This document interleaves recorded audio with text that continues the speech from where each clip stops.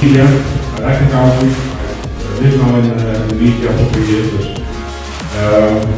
I have quite experience already with the poultry houses.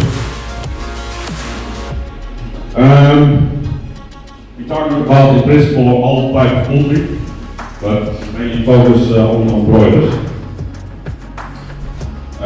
Why do we have good climate control?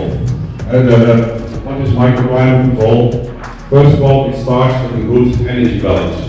And when the birds are small, we need a different temperature and a different energy balance compared to when on big. But also, the chicken has, as we call it, a brooding spot.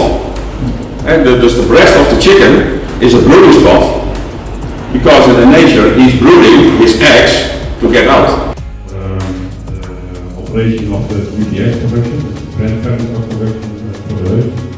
One of the subject here, we